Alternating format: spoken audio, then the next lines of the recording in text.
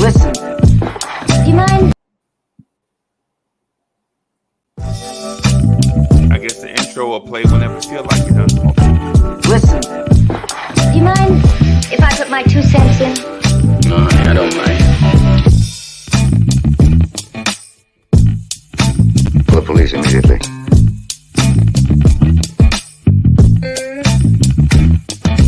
I don't get it. No idea what you're talking about.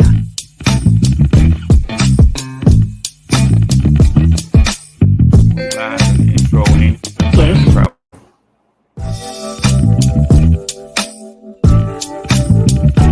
Listen. Do you mind if I put my 2 cents in?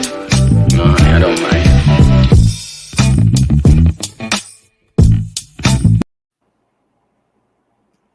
Was the intro playing for you, Chuck? Yeah, it plays and then it starts over. All right, let me try it one more time. Okay. I'm going to try it one more time. Listen. Do you mind if I put my 2 cents in?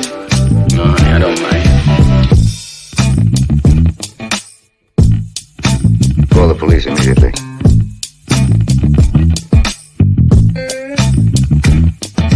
I don't get it. No idea what you're talking about.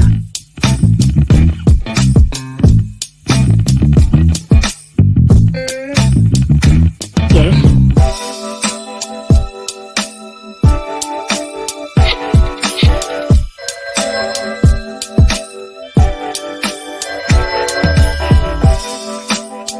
Yo, so I guess we haven't some technical difficulties. If you have an intro play, Flapjacks with lots of butter and syrup and coffee. I'll take the coffee now. Why have you come here? Rain. I can't hear your mic, man. I must be having a tech difficulty.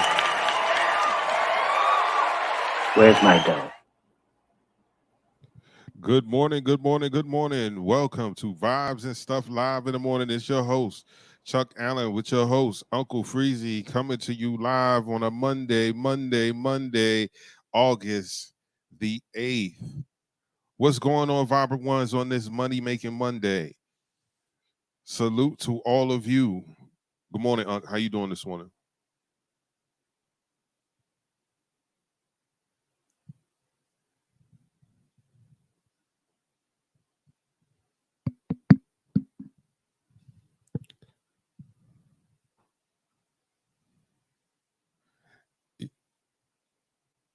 Yeah, so yeah, Unc, your mic is off.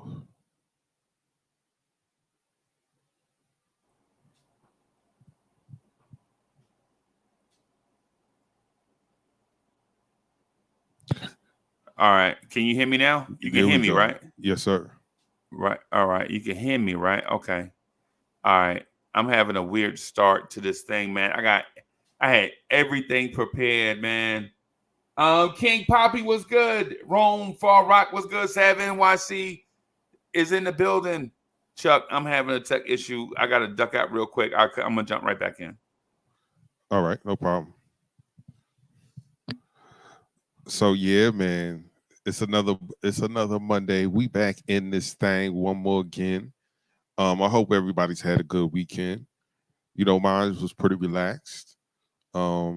Chilled out on a Saturday. Went out, did a little bit of shopping, did some cleaning early that morning. Sunday morning, you know, hit up church with Mom Dukes and Grandma. Came home with some good old soul food. Man, I don't know about y'all, um, but man, I love going to church when they serve food afterwards. Man, that food be cooked with love, and more love. Man, that was some good old food on that we had on Sunday afternoon. Um, but for me, yeah, man, kind of just relaxed. Had a pretty good weekend, man. Vibrant Ones. How was your weekend? What fun and interesting things you guys did over the weekend. Hit me up in the chat, man. Let me know what's going on. So yeah, on this Monday morning, man, I think I wanna start off with we touched a little bit on the Brittany Griner thing. And I don't mean it lightly like that. Oh, it's just a thing. But Brittany Griner's 9.5, I believe, or 9-year sentence for yes sir, yes sir, yes sir. Salute to the ghetto intellect in the building. Yeah, it was 9 years. A lot of people that I've spoke to, and a lot of commentary that I've heard from different YouTubers and different media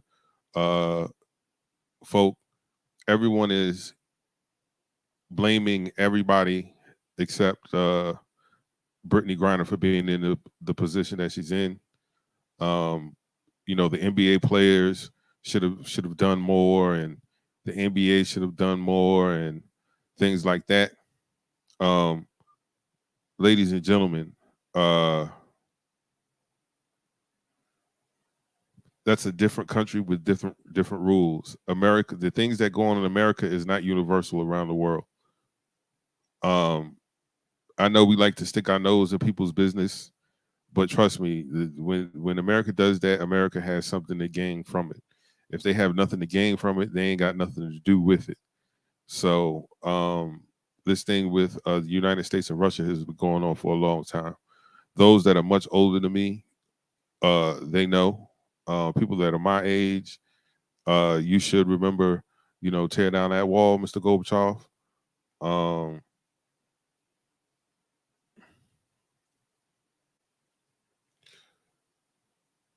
Yeah, King Poppy, I agree.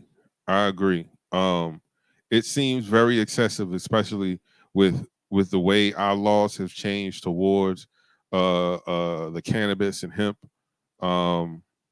market. You know, it's been decriminalized in a lot of states. Some states it's completely illegal. Not only for medical purposes, but for recreational use. Other countries don't see it that way. Certain places, certain countries that you go to, man, you have to be very mindful of what their customs and their laws are. You know, plenty of people love to travel over to Dubai, but that's an Islamic state. So there are very, very strict moral rules that they have over there that if you don't abide to, actually they'll land you in jail. And you can quote and cite and talk about crap from over here, but that don't apply over there in those countries. It sucks. I wish something happens in her favor, and she doesn't have to do all of that time.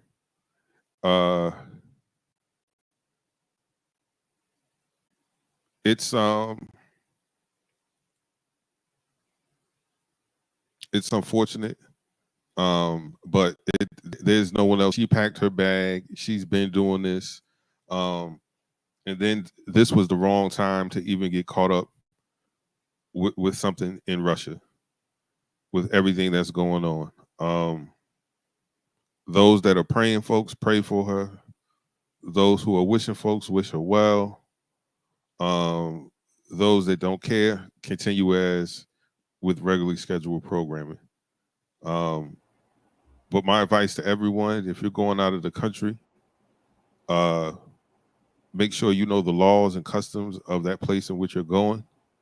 Don't think that the things that happen here can be applied over there, because you will be sadly mistaken. And then two, man, certain places you going, if you've been there a bunch of times, weed is too easy and too casual to ask somebody for. Like you're not asking for smack or coke or anything like that. You're just looking for some cannabis. Somebody will point you in the right direction. Being an NBA player, they're or WNBA player rather. There should be some perks and things that come with that. People willing to go out and cop or bring to you whatever you're looking for. Stop putting stuff in your bag. I think that's okay. So that's my 2 cents on that. Uncle Freezie's back. Uncle, how you doing this morning, man? Man, I'm great, man. I'm ready to talk this Irv Gotti. I'm ready to get into this Irv Gotti, bro. This is crazy, man. What's crazy? Let's go ahead and talk about it.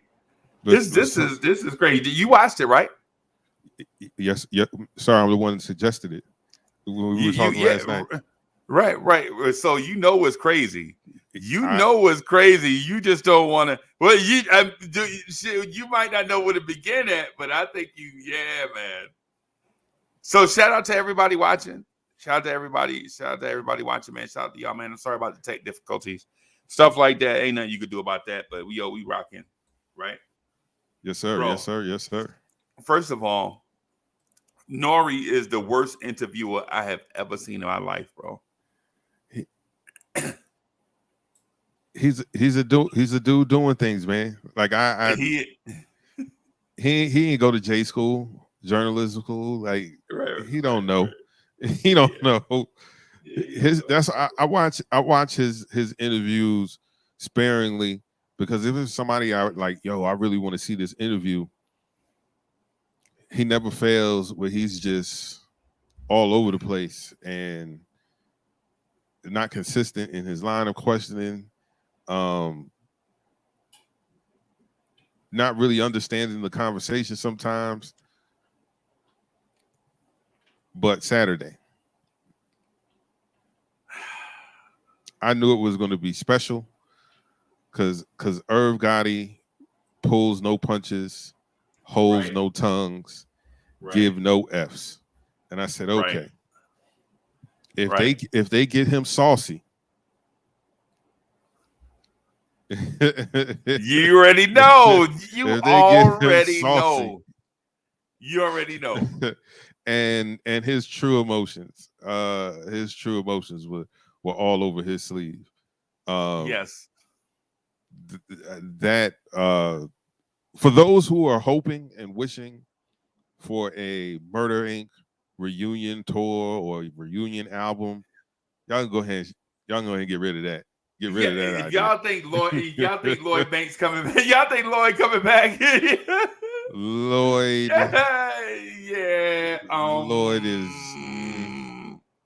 If y'all think Ashanti coming back to this mess,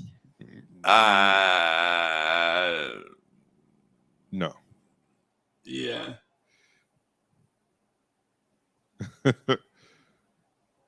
Yeah, man. That's crazy, bro. That's crazy. All I'm gonna say is this: what I wanted to get into. First of all, shout out to Nori and DJ, however you pronounce his name, EFN, whatever. Yes. I don't know, FN.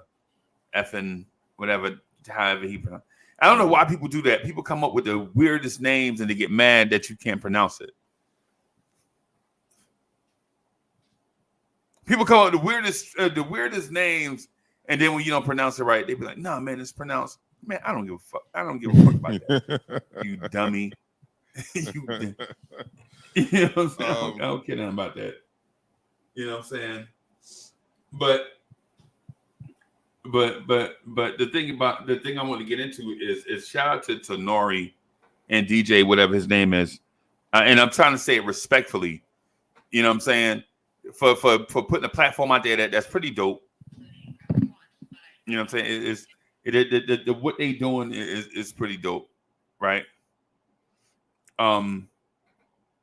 The fact that you bring somebody in get drunk, get high, tell behind the scenes hip hop stories. I think is a dope thing, right? Shout out to them for that because we've been wanting to know all this stuff anyway, like all the behind scenes stuff, and these dudes is legit like breaking it down. Yo, Hewlett Samuel in the building. The ghetto intellect is in the building. Jay Busby was good. Yes, sir. Yeah, man. Yeah, man. And so they get behind the scenes. They talk about these things that happen behind the scenes and history and all that stuff is fire, right? To me, it is. Now, sometimes they go a little bit too far, like the Lamar Odom one. I'm like, bro, this dude got substance abuse issues. And so to fix his substance abuse issues and his depression, you get him drunk and high. Right. And keep telling him, yeah, man, drink. Nah, man, just go ahead, man. Just take your time. You here with friends, bro. Nah, man. That interview definitely made me give Nori the side eye. Cause I was like, yo, that's your man's. I remember one time Tupac was on Yo MTV Raps. Yep. With Dr. Dre and Ed Lover. Yep. Not Compton's Dr. Dre. No, we talking about the original Dr. Dre. Right. Fat Boy Dre. And Pac was going off saying something. Ed Lover put his hand over his mouth. Years later, Ed was asked about that situation. He was like, yo, Pac's my man. Pac was tripping. I was trying to keep Pac from saying, some stuff to make certain situations worse and blah, blah, blah. And I was like, see, that's your man's. Like, I got a show. Yeah, I got some, what I'm saying? I want to get these views. And these numbers up on Viacom, who right. owned MTV Raps at the time, MTV at the time. Right. So I have a job to do. They're paying me to do a job, but you my man. I can't let you go out there like that. And I felt like in that instance, it was like, yo, don't pressure this dude to do these things. You know what I'm saying? Y'all could have still had this conversation and talked about certain things. And then there was a lot of stuff I didn't want to know. Right. Like I don't care about the pillow talk or whatever goes on in the Jenner Kardashian house. Like that stuff didn't, you know what I'm saying? Because if you were building a championship team, that dude was a guy that you should have had on there. That's a guy that should be on your team. He was a talented basketball player. Just got caught up. King Poppy, you said you got kicked out. Ain't nobody kick you out, bro. What you talking about? And we ain't do nothing up here. You sure you got kicked out? Yeah, I ain't got kicked out. Man, I'm not. We ain't nobody kicked no. Nah. I ain't kicked nobody out, bro. I ain't do. I'm not heavy on the trigger like that, bro. Y'all know me. I ain't heavy on the trigger like that. So yeah, man. Yeah, man. Yeah, like here's what I'll say.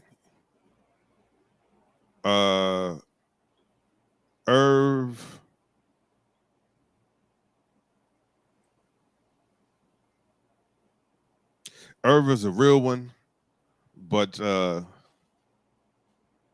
man, you got to dial it back a bit. Because Herb sounded, I don't know about you, but he sounded kind of scorned. Like, you know what I'm saying?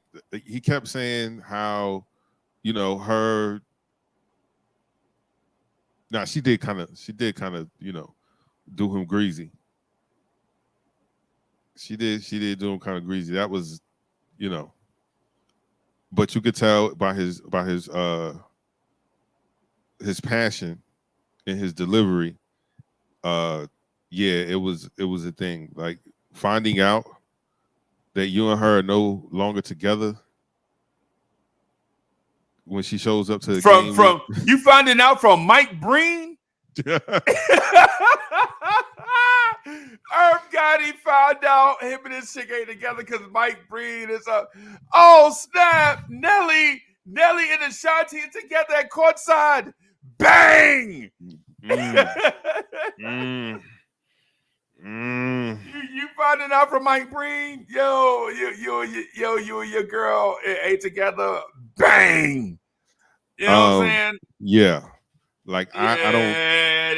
That was odd, bro. That's odd. You know what I'm saying? That's Nah, it's not even like it's like it's messed up. Like breakup. There were a lot of breakup things released through the press, and the other person not know. Like they caught Mary J like that one time when her and Casey broke up. Casey went on some show and he was like he was single, and and then they hit her with the playback. Yeah. And you could see in her face, like, damn, why did they ambush her like that? Like, this is real. She ain't even know. As a man, I'm asking all of the men in here.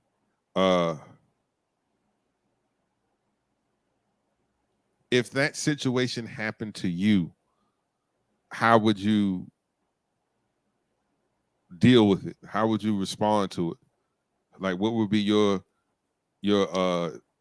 instincts? If it has happened to you, throw it in the chat, man. Let us know. Let us know how that turned out. I want to kind of tiptoe to that. I want to talk about that in the relationship corner. Okay. You know what I'm saying? You know what I mean? All right. Like that's definitely. But man, we could talk about that. You know what I'm saying? But I think the thing what Irv was saying, which I think there's some truth to it, is that for the most part, though, I think what hurt him is when you got chemistry with somebody on like the production thing, like the music thing, or like a craft or a business thing, and somebody just like, yo, I just don't want to mess with you no more. That's it. We not working together. You know what I'm saying? And so that right there, I think I could kind of feel what he's saying. Because the thing about relationship or whatever that is, man, listen, karma, and Irv said it, karma is, you know what I'm saying, a biatch, bro. Right. You know what I'm saying? Like when you hitting other dudes' girls all around the world, you know what I'm saying, eventually a dude gets you like, yeah, that thing hurt, man. But I've been doing it to other people.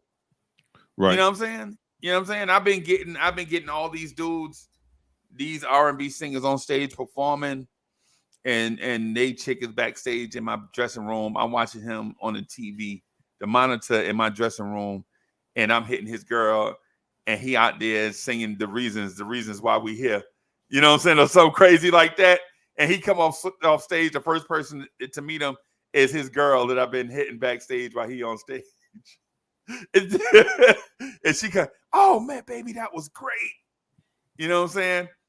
So karma is that, bro. Karma is that. Karma is gonna, you know what I'm saying? Right. So I do. So when he said that, like karma is a biatch. You know what I'm saying? Yo, like not like for real. Like dudes is you know what I'm saying? Dudes is out here in these streets is like, yo, thug life, baby. I'm hopeless, smoking on endo, trying to get my focus. And then he go to the clink and he like, yo, look out for my girl, bro. And you're like, yeah, I got you, dog. I'ma definitely look out for her. I promise you I got her, dog. I promise you I got her. Yeah. I promise you I'm gonna look out for you. And then you get back and your son is looking like your friend. You like, You're like, yeah, you know what I'm saying? Karma is something, bro. It's something. I would say I think I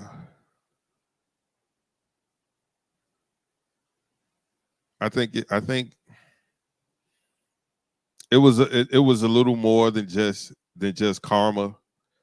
Uh, I think that was Herb's way of figuring it out, like rationalize what happened. Right. I'm gonna keep it like Murder Inc. was too they was too hot in these streets. Like they had beef with a bully, right? Right. Like It was the most random beef. Like it wasn't even man. Look, man.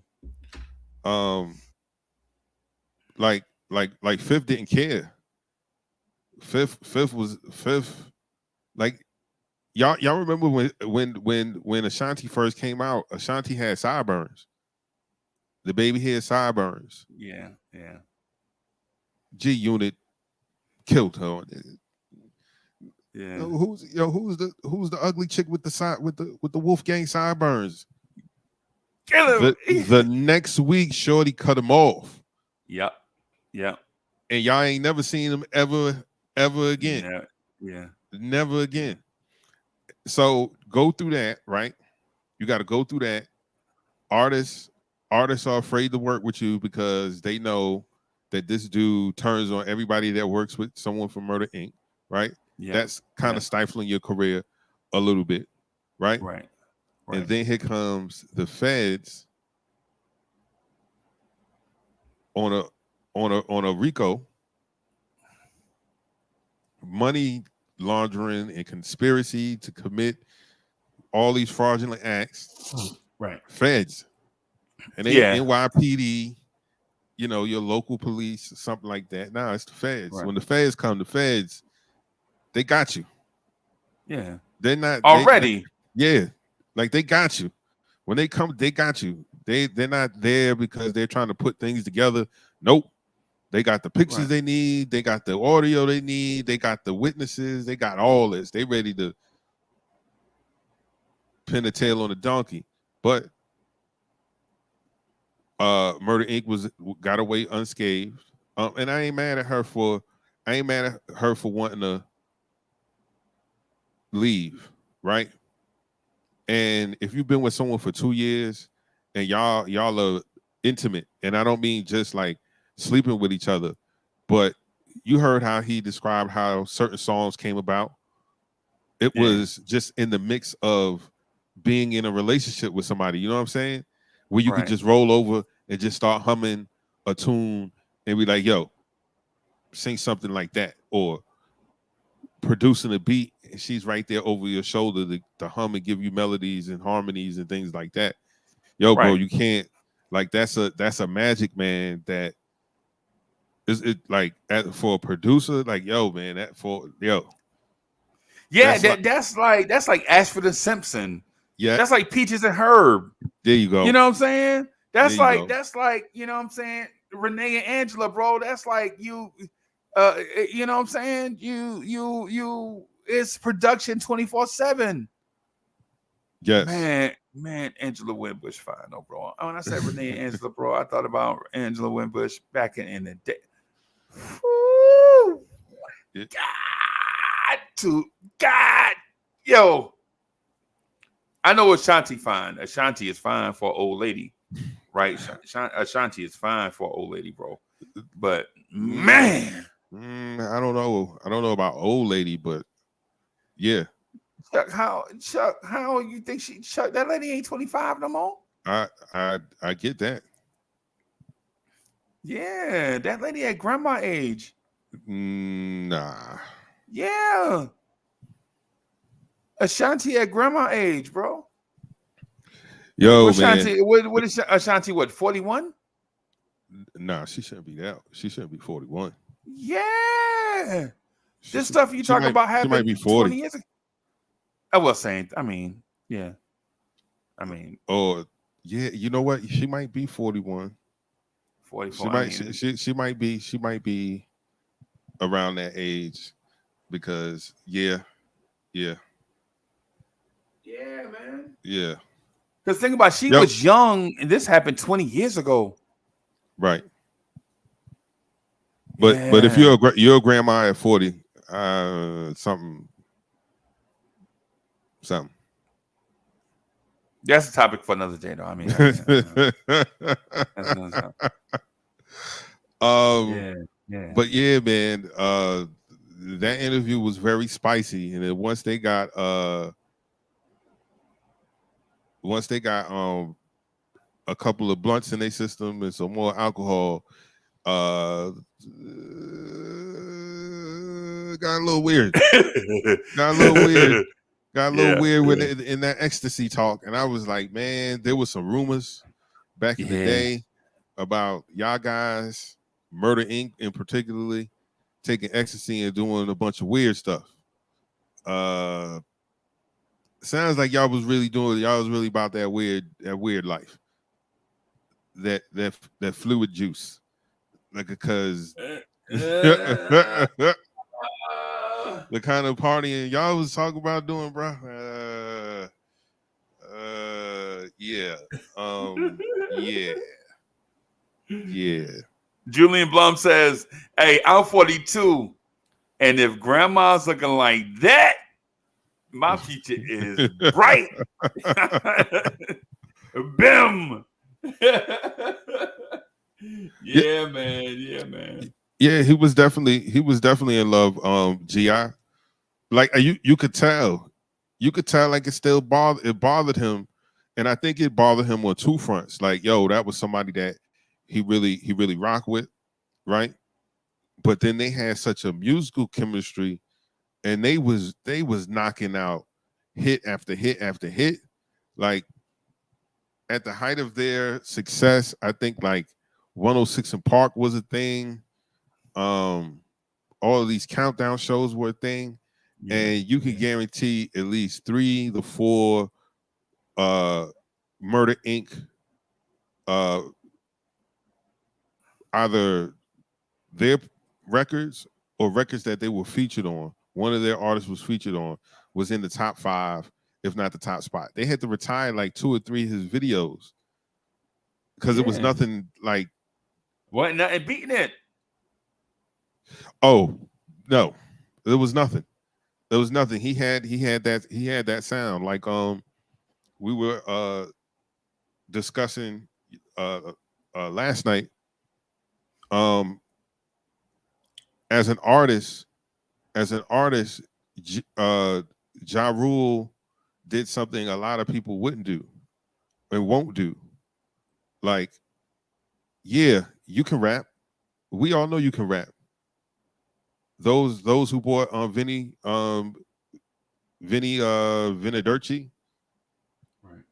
They know that you can rap, right? But that lane is clogged up by Titans. You got DMX, you got Jay-Z, both putting out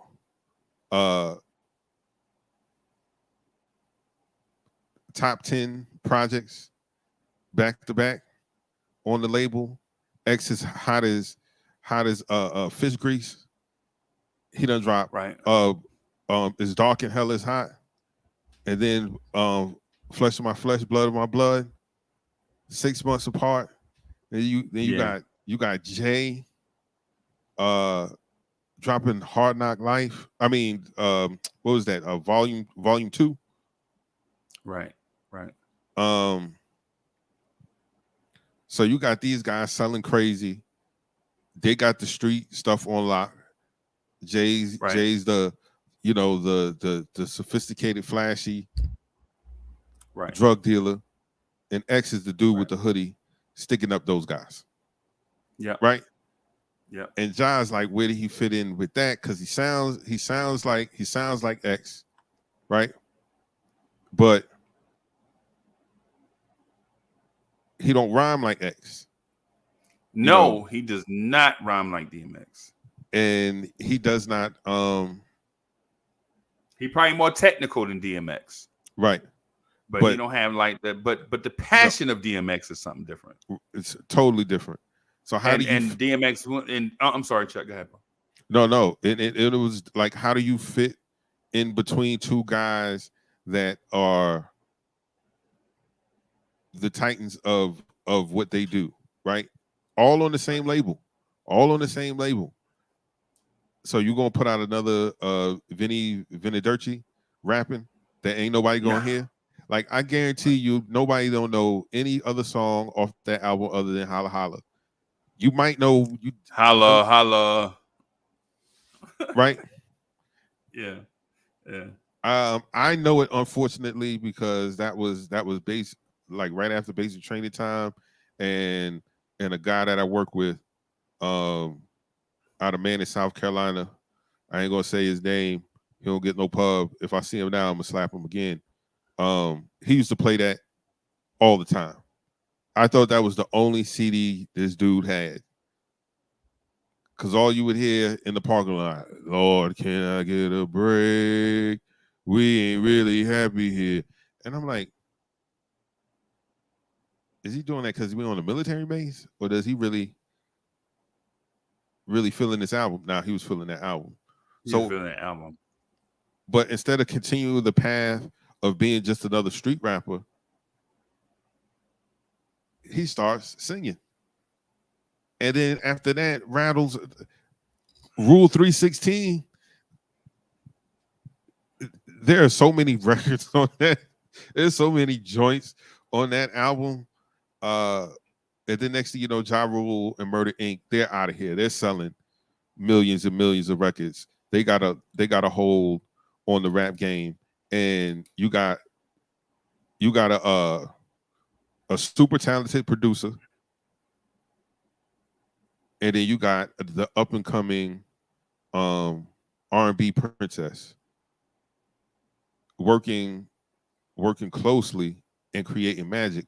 Bro, it's hard, man. It's hard to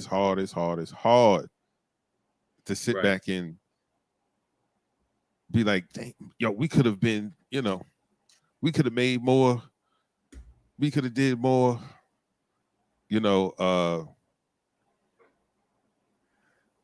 they could have went another 10 years, man. They could have. They could have went another 10 years because a kid from Canada came a few years later and basically did the same thing he did. Yeah. And just did it better. Lyrically is I be wanting to cut, and I ain't trying to make this the It's All About Drake show. But I think those early years, that dude's lyricism was just like incredible. The way he could paint stories was incredible. You know what I'm saying? Right. But then when you hear stuff like Lemon Pepper Freestyle, you're like, yeah, this beat dope. I think that's a conscientious decision. Like, yo, I'm gonna scale it back for the ladies. Right. You know what I mean? I like Cully version, bro. Of all the Lemon Pepper freestyles, that I heard, I think Cully, the dude that rock with us, and there's plenty of Lemon Pepper freestyles out there on YouTube, right? Yes. But of all the Lemon Pepper freestyles that I heard, bro, Cully, man. Cully, you know what I'm saying? Cully smashing pumpkins, bro. You know what I'm saying? Cully is like, you know what I'm saying? No disrespect to Drake or Meek or Rick Ross or all the 10,000 other rappers that did a Lemon Pepper freestyle. Cully joint, bro, is crazy. Yes. Cully joint is crazy, bro. Bro, can you imagine? Man, Cully.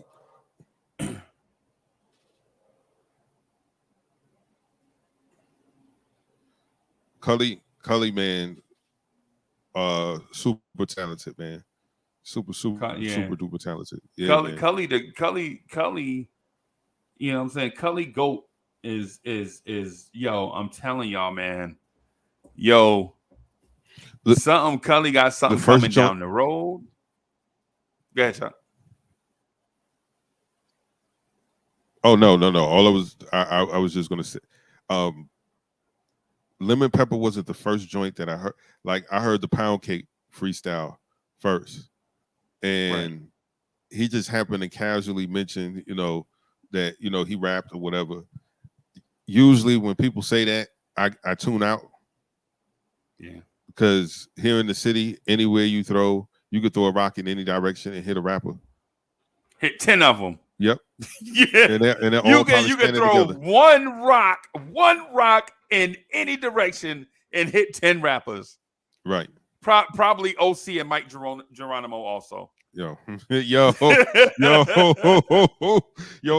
Irv Gotti, yo, man, that was one of the you got so much out of that interview, man. You got vulnerability, you got the funny stories, then you had the weird portion of the show where I was like, all right, I don't know where they going, but I ain't I uh don't know. Yeah. uh I would Because have loved. a lot of Mhm. that stuff, I was like, yo, I don't quite remember it like that. Right? I don't quite remember. But then again, I'm thinking like, yo, I was in Jersey. So I wasn't really there. I wasn't really in In the mix, like, Hollis. yeah, right, Yeah, I wasn't in right. Hollis. You know what I'm saying? With these cats. You know what I'm saying? I wasn't in the city. I was in, you know what I'm saying? I was in Jersey City. You know what I'm saying? All this stuff. And so it's like when you hear the story, you hear the rumors like on the radio and these magazines. You remember back in the day, you had to get all the magazines to figure out the Right. real scoop and all this stuff. And then over the course of years, you start to hear all this stuff come out. Mm-hmm. Like the real reason behind this 50 Cent beef, right? What is it with Fat Joe, Big Pun, Irv Gotti? You know what I'm saying? Mm-hmm. What's the deal with this cat, Mike Geronimo, and yo, because you remember this Mike Geronimo? Mike Geronimo got a joint with DMX, Ja Rule, and Jay-Z on it. Yes. And Mike Geronimo album ain't so diddly poo. Yeah, they were supposed to be. That was the name of that group, Murder Inc. Right? Yeah, I know that. I know. That was the name That's of what I that was group, getting. right? Yeah. That's what I was getting ready to get Yeah. to. It's because of Irv Gotti. Irv Gotti is Murder Inc. Irv Gotti is that dude, Murder Inc. trying to get, And so now you like, yo, I had DMX, Jay-Z, Ja Rule at the same time. And they did a joint on Mike Geronimo and Mike Geronimo album. Bro, Mike Geronimo, I know you regret every day that you ain't stuck with DJ Irv. You know what I'm saying? Yo, come on, man. You got the come on, man. Come on, man. Come on, bro. Yep, man. Sometimes, okay. So you can work with an artist sometimes, and sometimes people believe they're hype. You know what I mean? Like, yo, I'm nice, and I could do this. I could do this without you, or they become so diva-ish. Like I've worked with people that used to talk so crazy, and I'm like, yo, y'all in here talking crazy, but y'all in here stomachs growling, and y'all talking about y'all don't eat Church's fried chicken. Right. How about let's put some money in the pile and then we go get what y'all want? Oh, that's right. Ain't nobody in here got no money. So ain't nobody got no money. Yeah. Yo, man, you ain't get none of that loud. You ain't get none of that exotic. Nah, I went down Emerson Avenue and got some Reggie for $80 an ounce.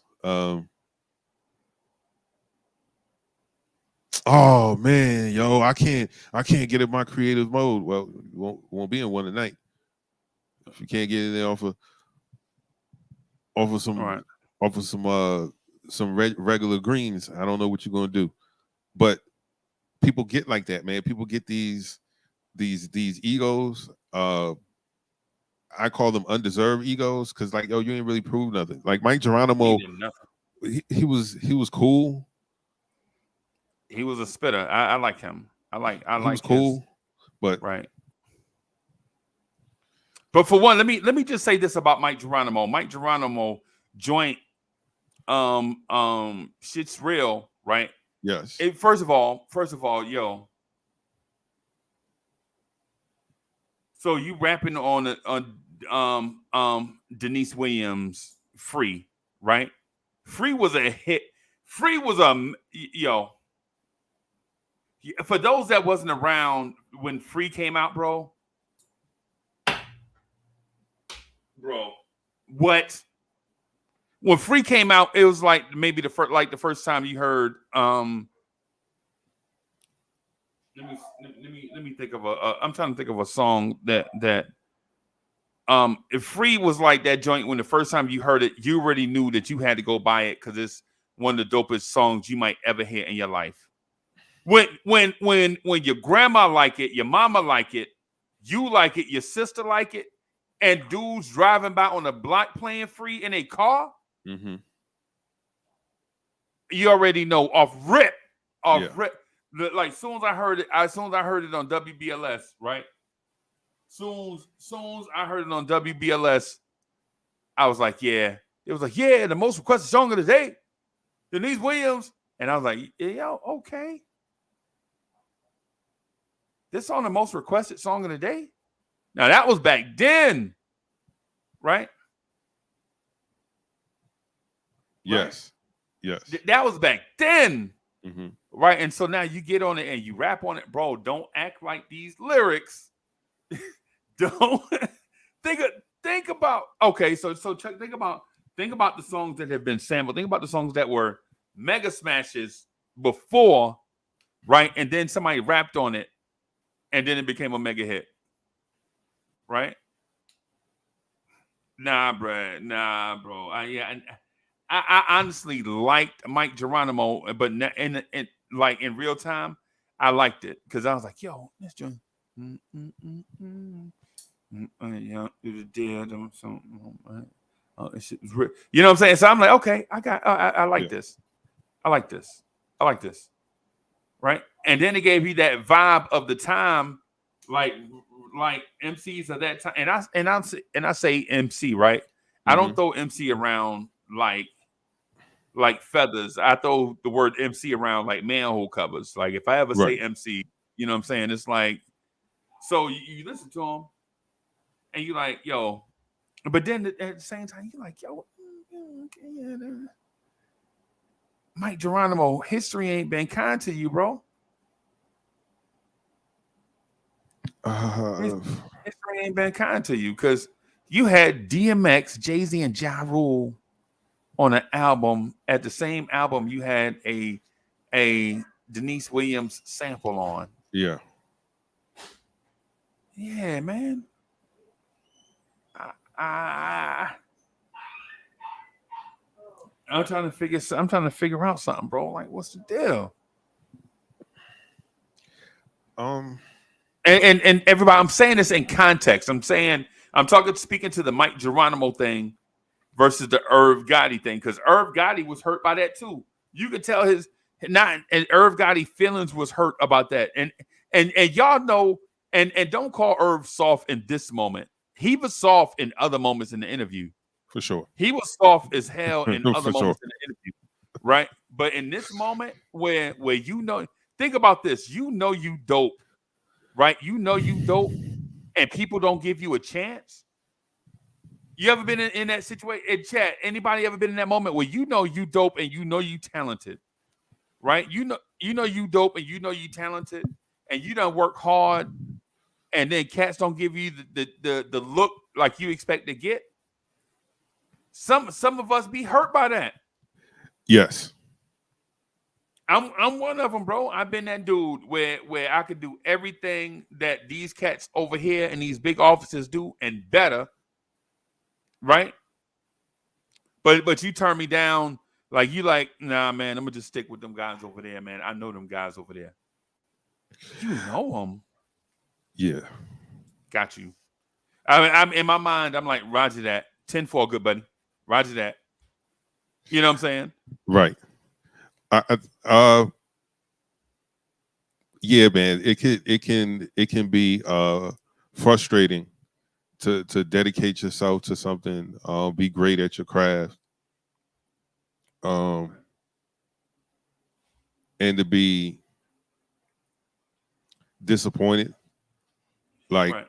you know what I'm saying? I think I told you the story about doing the open mic at the Lions Den down there in Sumter, South Carolina.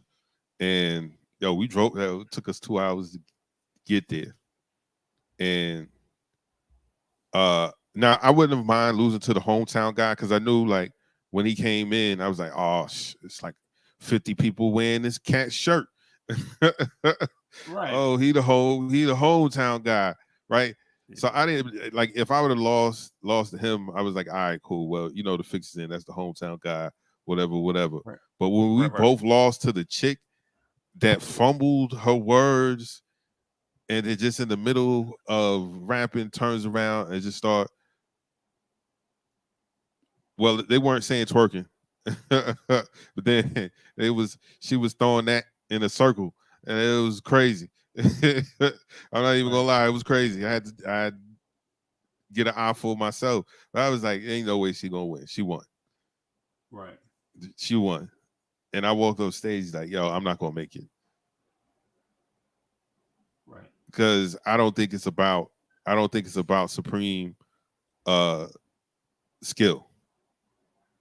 Right. Because trust me, a lot of you know guys that can really, really rap, or someone that can really, really sing. Right. And you say to yourself, yo, why you not on the radio? Like, why you don't have a deal? Like you're Cully. Yeah. Yeah. That's my man too, by the way. Shout out to the Cully Goat. You know what I'm saying? Yes.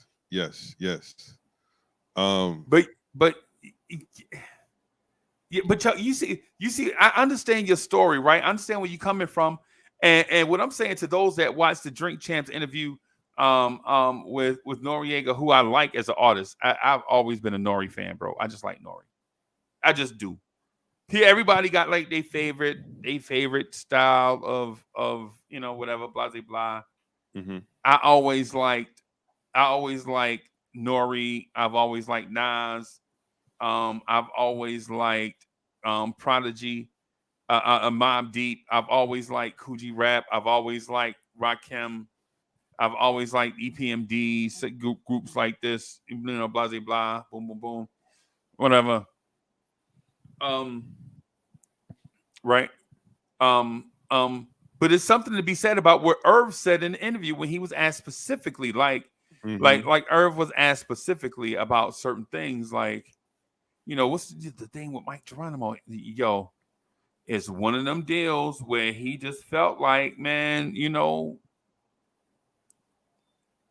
Irv Gotti wasn't it. Basically, to sum up what he said, he probably didn't say it in those terms. But he was just like, yo, man, his crew was like, blah, blah, blah. Okay. Right?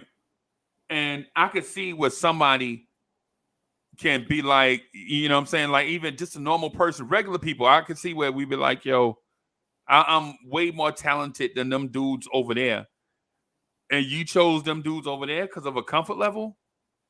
Yeah. Yeah, man. I could, yeah. It's like this dude RBX. You remember RBX?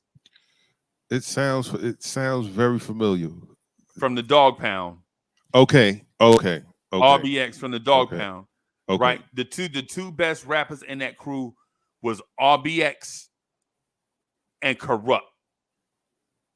Right. Now I know people like, I love Daz Dillinger. You know what I'm saying? I love Lady of Rage.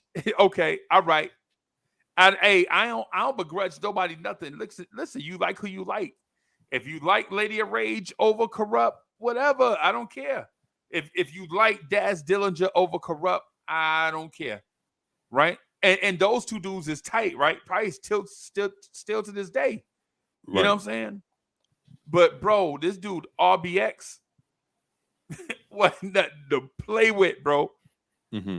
Cass, every time you hear something about RBX, Corrupt, Daz, Lady of Rage, and whoever else was with there. How many other people was in the Dog Pound, bro?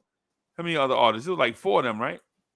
It might have been more than that, but I can't. Right now, the story ain't important. By the time the Chronic came out, RBX was on his way out the door.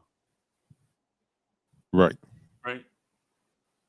And so you like, yo, how you going? I understand like Daz and Snoop was super tight. Right? I understand Daz and Snoop was super tight, right? But listen, man. This dude RBX, they was like, I don't know who better. I don't know. The rumor was back then when the word on the street back then, you know what I'm saying, like 92, 93, right? When we had an introduction to a dude, this dude just bust on the scene with like, yo, peeping through the fog and creeping through the smog. It's the number one something doggy dog. When you first heard it, you like,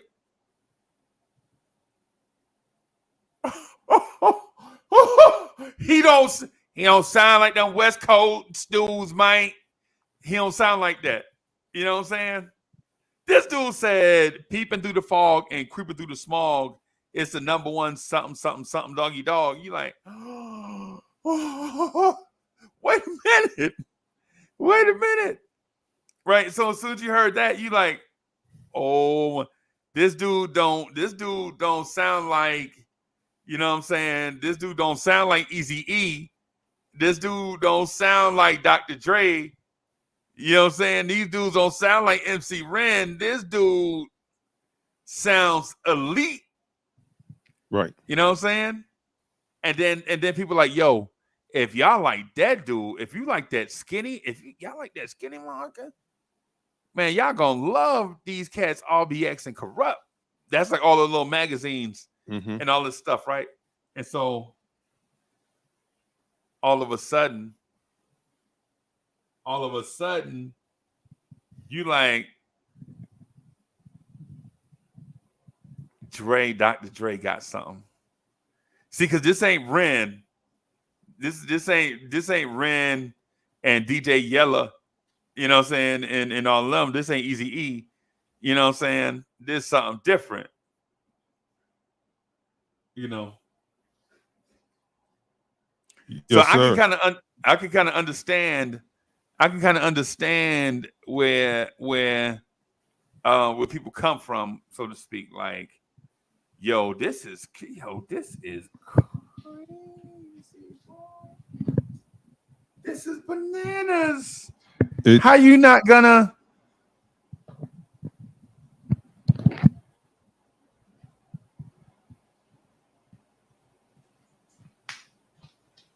Alfred, Alfred says Ren was better. I like MC Ren. MC Ren is my favorite NWA member, right? I remember I bought MC Ren album twice. I bought his album twice. I was dating this chick in a place called Waco, Texas. Like I was in school, I was in the military, driving there for class. Chuck, you remember correspondence courses? Did y'all take correspondence courses when you was in the military? Yes. Oh, okay. So I was doing correspondence courses and stuff. So occasionally, what I would do is I would take my work to school, right, and blah blah blah, whatever. Right. But the point is that I'm getting at is during this era where in hip hop, where it's like Murder Inc. and it's like Murder Inc. trying to get off the ground, and you got like Rockefeller eventually trying to get off the ground, and eventually some Rough Riders trying to get off the ground. But it's the Bad Boy era, Yes. you know. But it's the Bad Boy era at the time dominating, and the Bad Boy era was just taking over for eras like A Tribe Called Quest era was just coming to an end, right? Just slowing down. A Tribe Called Quest, right? Native Tongues, the Native Tongue era was maybe coming to an end, like 93 ish. Yeah. We got to speak about that that pocket, you know, of those guys, those MCs. Like they didn't get, in my opinion, their run wasn't long enough. Like Are you talking about Boot Camp Click? You talking about Boot Camp Click? You talking about Buckshot and are you talking about Digging in the Crates? No. They got plenty of love, especially over here on the East Coast. No. I was talking about like the Far Side, Black Sheep, Native Tongues, that whole collective. Tribe, De La Soul, Leaders of the New School. Yeah. Bahamadia. I love Bahamadia, bro. Like that joint, like they were straight out of Philly, Bahamadia. Right. It was like that conscious movement, right? Yeah. Right. And it was gaining steam, especially after all in the same, not all in the same game. Self-destruction. Yeah. Right? Yeah. And it was like, yo, they got everybody on this joint. This is like the hip hop We Are the World, and they got everybody barring this thing up. You know, and then you heard the stories. You know, Will Smith wanted to be on the record, and they was like, nah. And they wanted the headliner. They wanted the headliner to be LL. They wait a hold on. They wanted LL to be the headliner for Self-Destruction. Yeah. And LL was like, man, nah, I can't be on the song, but I'll tell you what I'll do. I'll write a verse for somebody. And so he wrote a verse for somebody, and it wound up being a verse that MC Lyte spit. Yeah. Ladies hip hop. Yo, man, this is why I love rocking with Uncle Freezie. I love rocking with Alfred Griffin. I love rocking with you guys because y'all put me on like that was part of the story. I had no idea. Think about who the hottest rapper in the world was. In 1988. This is like right after like a couple of years after Scott LaRock, right? This is a couple of years after the Scott LaRock thing. Hold on for just a second. Yeah, for those who don't remember or don't know, Scott LaRock was half of BDP Boogie Down Productions with the incomparable KRS-One. Yeah. Unfortunately, Scott was murdered. And if I'm not mistaken, and there's a lot of stuff behind that too. Yeah, nah, they found that story. They said it was a little boy that did it. Okay. Yeah, and it was like a little boy did it, like a 16-year-old cat. Wow. Yeah, it did it. Yeah. Yeah, man. Yeah, And man. yo, Allah Wise. Hey, so let me just spit this thing to Allah Wise just real quick. Yes, Rakim had beef with them over that because that because Rakim, Eric B. and Rakim was not even invited to do self-destruction. And so they had beef for years with everybody on it after that. Cats like Stetsasonic. How you put Stetsasonic on there and no Rakim? That's crazy. Yeah. Yeah, man. Yeah, man. Yeah, man. And so, yep. Yo, cats be knowing. I'm telling you, cats be knowing the real. D Nice. You remember D Nice, right? My name is D Nice. D Nice. Taking out you suckers and you don't know how I did it. D Nice. And D Nice got a term that I use every now and then, right? When cats like blowing Sears, when cats be like, yo, the show, and I be like, yo, see, every episode begins in this mode, very cool, very calm. There's no sweat in my palm. That's a D Nice verse that I say to everybody, like, basically, calm down. We got plenty of time to rock.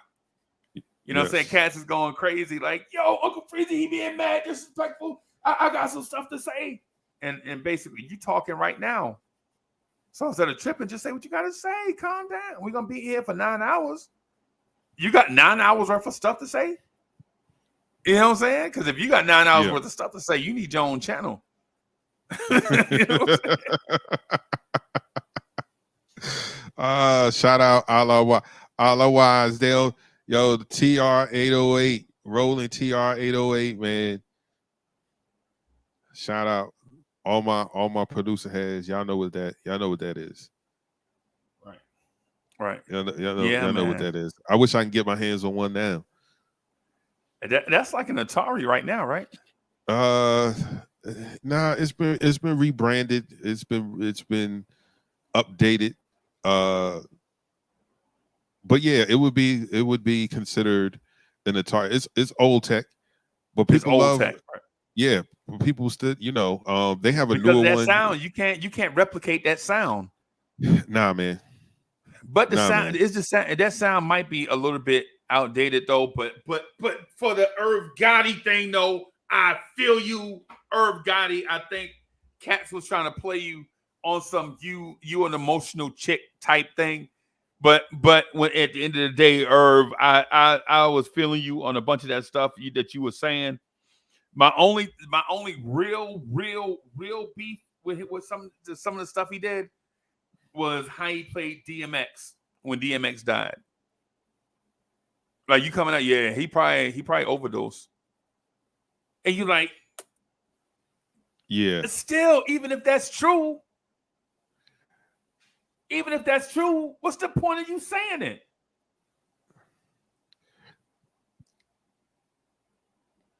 When keeping it real goes wrong. Right. Like we all know, like everyone knew X had a drug problem, particularly cocaine and cocaine subsidiaries, right? One of his greatest records of all time speaks on that drug habit. Right. It speak on how that thing was bringing him down, right? Slipping. So slipping. So that always endeared us with DMX because he was like, yo, man, this is what I'm going through. This is who I am, right? Right. We understood that. Even when X came back and X was chubby with the gray beard, everyone was like, thank you. Go ahead. Everybody was like, yo, X is looking good, man. And people were like, no, man, he fat. And he was like, but if you know anybody who's addicted to this substance, to see them with a belly and see, you know what I mean? Like they're doing good. Like, yeah, he don't look like he did when he put out Belly and Cradle to the Grave and the other movie like Cradle to the Grave. But he looked natural. He looked like a granddaddy's supposed to look. Right.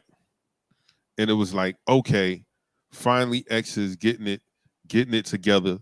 Because it was hurting my heart to see him in videos like doing interviews, and you can tell he was high out of his mind. Because anyone who's been around the effects of crack, like Yeah, substance man. abuse, like crackheads got telltale signs of this person is doing crack or they're high, because they have this stupid thing that they do with their mouth that they don't even know they're doing. The chew. Right. They can't help it. They can't help it. And X will be doing that in interviews. And It's I a was side like, effect. right. And I'm like, oh man. And then, after his final, stint, it was like, okay, X is getting it together. We want to hit the dog again. It don't gotta be dark and hell is hot or anything like that. But just give us something. And before we could get it, man, come on, man. Like his impact will forever be felt. Like the music industry hadn't had an energy like X.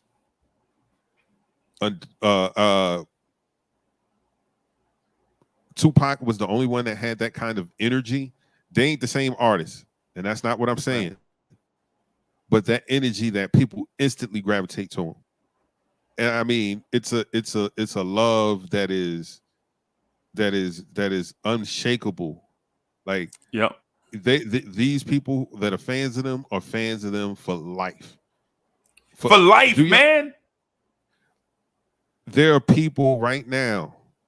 They're in their 40s or older. Know good and well, y'all started copping pit bulls and pit bull breeds, dealing with DMX. I saw grown men going to the hardware store. Yo, man, let me get 2 feet. Let me get 3 feet of that chain right there. Yep. And putting master locks on the end of it and walking around like they just copped the new piece from the jeweler. And I'm like, right, what the heck is going on? They spending $40. They spending $40 because them heavy chains was and you had to get the thick one. You had to get the thick one, right? And you had to get the thick one with the big rings on it, because the master lock loop couldn't go through the small ones. Right. You know what I'm saying? Right. So now you out here looking like Tretch. Now you out here looking like the treacherous MC or DMX. You know what I'm saying? Yo, I forgot Tretch did that too. Yes. Yeah. Yes. Yeah, man. And so like, I guess it's one of them one of them deals where it's not like you not trying to prove a point to yourself. You trying to prove a point to other people. Like it's I'm that dude. I didn't like when Irv did that. I didn't like when Irv did that too, because I called him a sucker for doing that too. When I saw that, I was like, come on, man, that's a sucker move. Like it's a 90% chance, 95% chance you're right. Right. We know that. Like we're not sweeping X dirt under the rug, but X is that uncle that we love, that we know he on that stuff. But man, if Unc ever get right, if he ever get back right, man, I'm telling you, Unc is back in the game. Like, and so that's how I looked at X. Let me not say everybody, but that's how I looked at X. Like he's that uncle on dope that you remember when he was that dude, and then you remember when he got yammed up on that stuff, and it's like, yo, man, Unc, man, I still love you, man. If you could shake this, you could get back to where you were. Unfortunately, X didn't get that opportunity, man. And that goes to show, man. Sometimes, your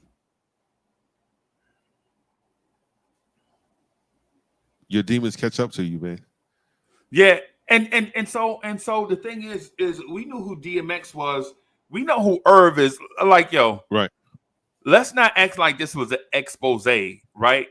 Right. Yo, I've been holding all these secrets for all these years, and I'm finally going. You know who Irv Gotti is, bro. You know Irv Gotti keep it a buck every time you see him. You know this. Dudes from Queens be like, yo, dudes from Queens is like that, bro. Listen, man. If you sensitive, I'm gonna just be real. If you sensitive, if you touchy, and you sensitive, don't hang around Queens dudes, bro. I'm telling you right now. If you touch it, because dudes from Queens, just like they're gonna tell it like it is. They just gonna tell it how it is, right? They ain't gonna use no tact.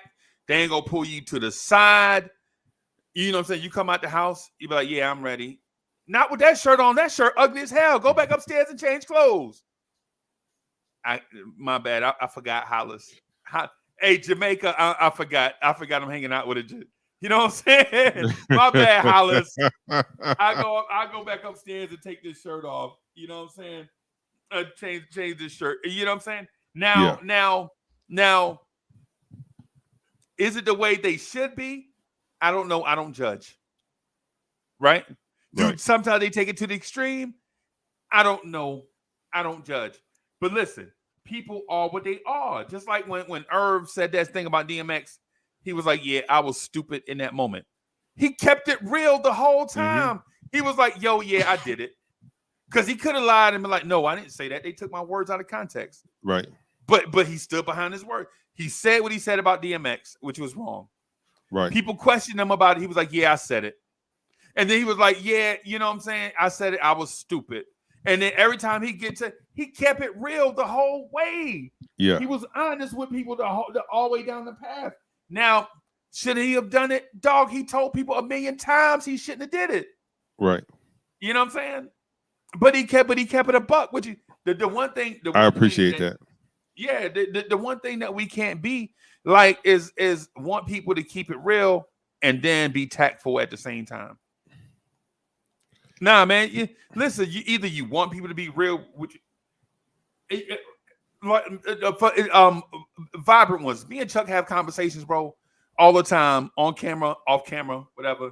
Mm-hmm. And Chuck will ask me something, and I just tell him straight up. And then sometimes when I say it, I'm like, God damn it, why did I say it like that? Why did I even say it? But I'm not that dude to like the sugarcoat.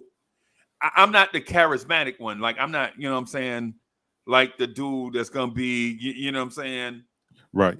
But if you want me to keep it a buck with you, I'm gonna keep it a buck with you all the time. Like I'm gonna be that one with Julian Blum. I'm gonna be like, Julian Blum, take them ugly ass sneakers off. What you doing? Yeah. I'm joking with JB. I'm joking with JB, right?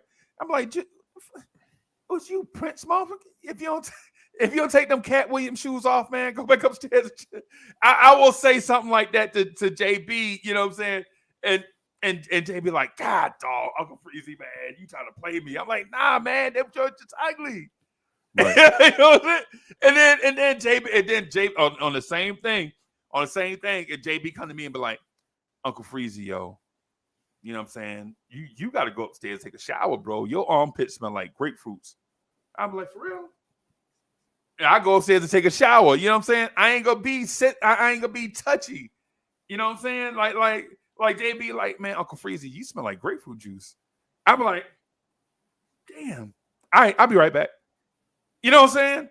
I mean, my bad. I'll be embarrassed. I'll be like, I'll be right back. You know what I'm saying? But then you got others who really can't deal, you know what I'm saying, on that level like that. So it's like when they hear that, they be like, yo, man, why he say that like that? You know what I'm saying? Chop Low in the building. Chop was good. The building. Yo, I think Chop got my sleep schedule. Every time Chop Low call me, I be sleep. I go to the phone. I be having a missed call from Chop Low. And I bet you Chop like, man, he don't never answer the phone when I call. How come he always be on the phone with like a Alawise or Julian Blum? These cats be like, yo, I talked to Uncle Freezie, man. Uncle Freezie said.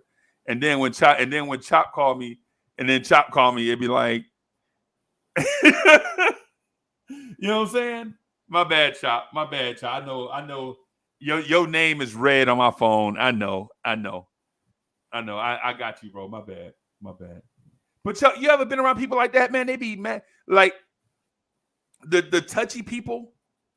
The touchy people be like the first ones to be like, I wish Irv Gotti would just shut the fuck up, man. Irv Gotti, be quiet, man.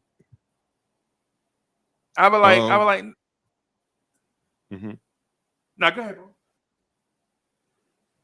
Yeah, those people don't like being told the truth.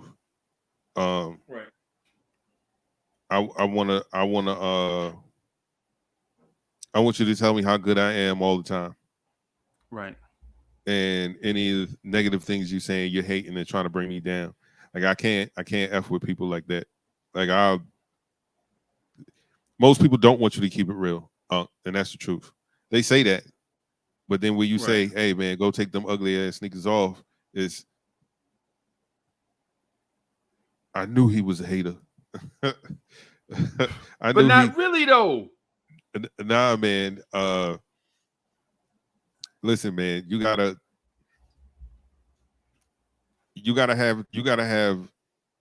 be honest with yourself, and people don't want to be honest with themselves, right? So if you're telling me, yo, this is not good, then yo, check your ego and go back and fix it. But most people, man, want to be praised, and a lot of people want to be praised for their mediocrity, and when you don't, it's a problem. So I think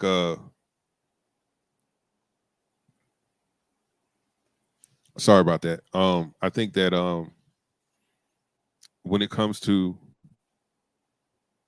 giving your opinion, when you talk about being tactful, sometimes it's hard to, like, you can, all right, yo, this is my man's, I gotta tell him the truth. So let me baby walk this in there. But then sometimes it just can't come out like that, man. Yeah, so I'm gonna go down there and I'm gonna buy 4 fish, and then I'm gonna take those fish and I'm gonna breed fish. Yo, bro, what do you know about breeding fish, man? Shut up. That's stupid. Yeah. Come on, bro. Move on, bro. Like that's you know what I'm saying? What are you talking about, man? Like you just thought of that. Like you ain't put no real research and thought into this, man. You don't know nothing about that. Right? What do you know about harvesting fish eggs, man? Hey, shut up. Shut up, man. Like keep it a bug. Keep it real. And so the thing, that's the reason why I say the thing with Irv Gotti is fascinating. Chuck, we got to do. Ain't no way we can cover that whole 3-hour joint. And like in this one show, because right now we at 122 and we ain't even moved yet. Oh man, we ain't even moved yet. So we might be breaking this down for a while, bro. We might have to break this down for a minute, right? Because there are points that we're talking about that I feel like, yes, there's the surface level conversation, but then there's that subterranean conversation that we need to have, right, that underneath. And so that's why we're at a minute 23. I mean, an hour 23 into the podcast, still talking about the very top layer of, because that weed, because Chuck, I ain't even gonna lie to you, bro. When I heard that man was like, "Yo, what's in this heroin?" That's exactly what I be talking about to y'all weed smokers, bro. That y'all gotta get that high, yo. You gotta get that high to have a good time. No, that's not weed smokers. Those are some people. I don't have to be. I don't like being non-functional high. Yo, you saw Nori? Yes. Nori was high as giraffe nuts, bro. Yes. I mean, come on, bro. Yes. Ja was, yo. They were burning them down. They were burning them down. I was like, wait a minute. I was like, oh, some good stuff about to happen here. Yeah, man. Because they are too. Ja Rule was high as satellites, bro. That cat was over there like, nah, don't say that. I'm like, you that high, bro? Yeah. Yo, you above the clouds? You that high? You above the clouds, yo? Come Yeah, on, man. bro. Come on, bro. Like I ain't gonna lie to you. I ain't gonna lie to you. Like I'll smoke cigars, bro. And I ain't smoked a cigar in probably about like 8 months. Maybe like 8 months. Cause I'm trying to rock up, man, trying to do this thing. You know what I'm saying? Trying to work on these trapezius muscles, trying to work on these, you know what I'm saying, work on these guns. You know what I'm saying? Trying to do a little something. Trying to get rid of this DMX dad body. You know what I'm saying? Right? So I ain't spoken a while, right? So, but here's the thing. Here's the thing, right? It is if you that high, what can we really get? Because Herb said some stuff, bro. Herb talked some relationship building, power relationship management, right?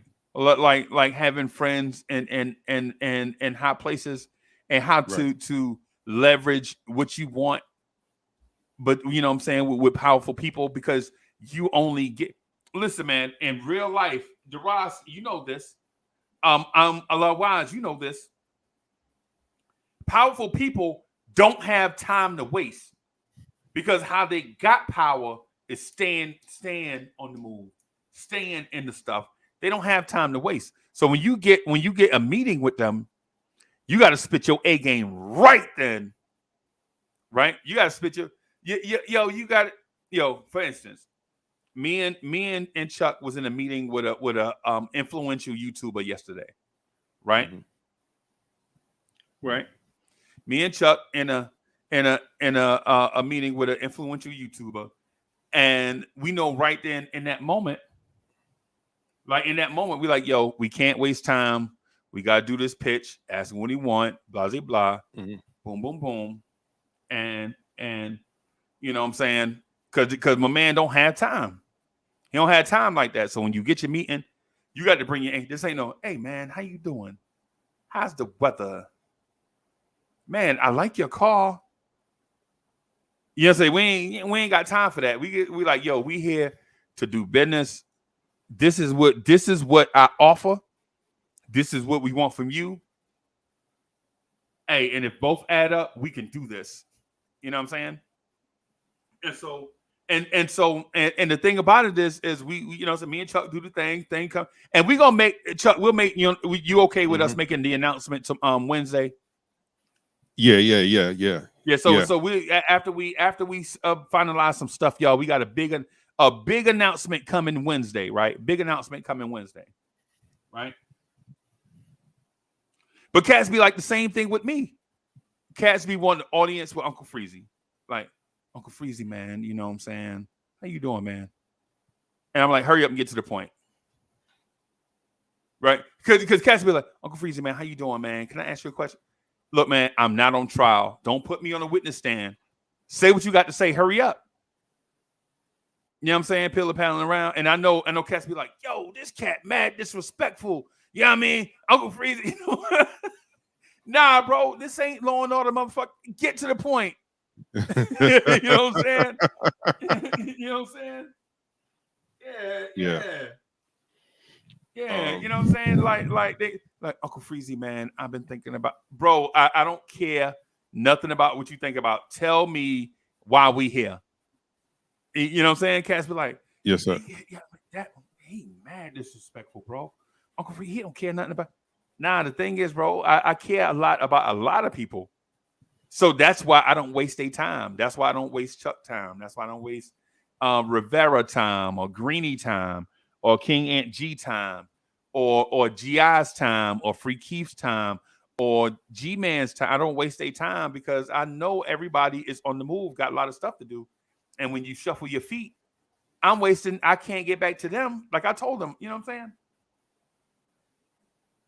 You know what I'm saying? So, but anyway, Chuck, what I'm saying is when you heard Irv Gotti tell those stories about the dude said he met with the owner of the Milwaukee Bucks and the owner of the Milwaukee Bucks house.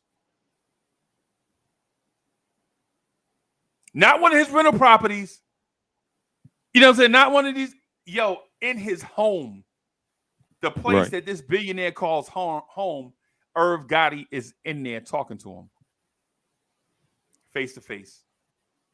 Not no conference room downtown. You know what I'm saying? Not in no side conference room and at the basketball arena. He's at this dude's house. Right? And so he talk about all these, and Chuck, we can't even get to. Yo, we had like a minute 30, Chuck, and we. Chuck, let me do. Can I just do the hood horoscopes, man? You mind if I do the hood horoscopes? Man? All right, we could do hood horoscopes. Let's do it. Yeah, let's do hood horoscopes because the show moving so fast. Let me do this.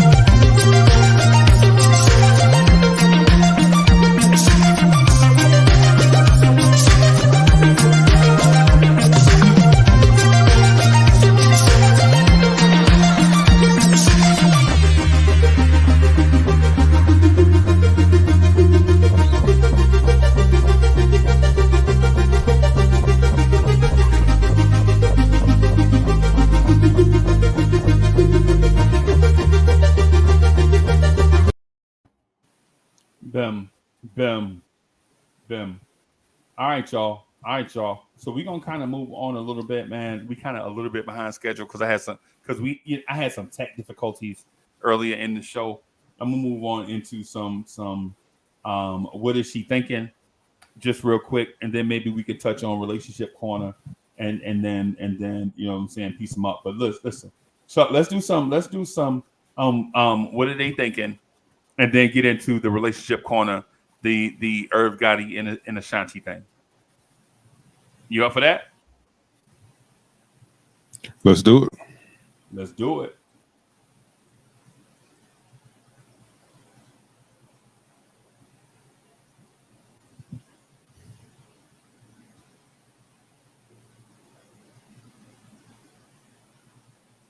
Wow, she over there playing sleep while he on his phone? Oh boy, this dude about to get hot coffee poured on him, bro. Play one more time. All right, I got you.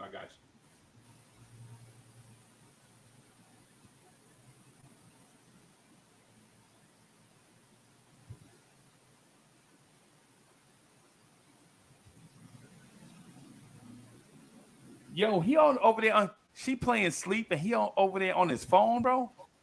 You already know what that is. He think I don't know. Yeah, man. He think I don't know. He think I don't know, but I got his ass. Right. Play on, player. Play on, player. Yo, the chat, y'all crazy. Chat, y'all wilding out. Chat, y'all bugging out. Chat. y'all bugging out, bro. Y'all are definitely y'all wilding out. But look, this is what I think dude doing is like, yo, let me get this quickie off real quick because the Giants play at 1:00. This dude over there like said she think he cheating and he set his fantasy football lineup.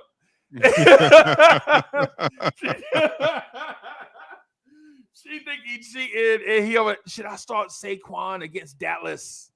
You know what I'm saying? Like, dude, your girl right there naked in the bed, and you worried about Saquon Barkley against the Dallas Cowboys. Come on, bro. So you got time for one more, bro? Yeah, let's do it. Let's do it.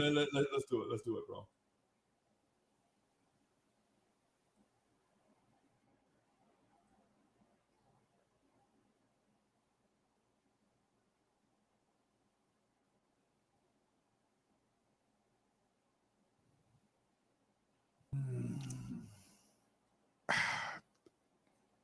Oh man. Hey, listen. Hurry up and get out. Do what you got to do. It's okay. We're not ready to be parents yet. I'll be out here waiting for you. All right? Nah, nobody don't see you. Don't nobody know us on this part of town. Love you. Right. Chuck, when I saw that, I was thinking, yo, why does those three white vans keep following us? The three white vans that got cheaters on the side. Yo, they getting followed by that TV crew cheaters and why they keep following us? What is that long thing with the microphone on it? What is oh god! Chuck, you ever seen that TV show Cheaters? Yes. I love it. I love it. Yo, they're like, I love it. Why these three white vans keep following us, man? What's happening? Are you an international drug dealer? No, well, that ain't the feds, buddy. No, that ain't the feds. That ain't the feds, bro. That's cheaters. And he probably playing that joint As We Lay. He playing As We Lay in the car right now, right? Like, it's morning as we slept the night away. You know what I'm saying? Like, yo, come on, man. Oh, I'm gonna put that on a little bit later. My neighbors are gonna be like, "What is going on over there?" I'm gonna have some Skittles this morning. Oh boy. Pass the Dutchie on the left hand side. Okay. Yep. Here's the thing. You know, when I heard that song, I had no idea. When I first heard that song, I had no idea what they were talking about. Because you remember that song came out like what, 80 something? I used to bump that. I knew exactly. Man, I was like 15. I loved the way the song sounded. Man, I was a kid. Right. Man, I'm around here thinking I'm doing something with my you remember the gums that used to come like the cigarettes? Yeah.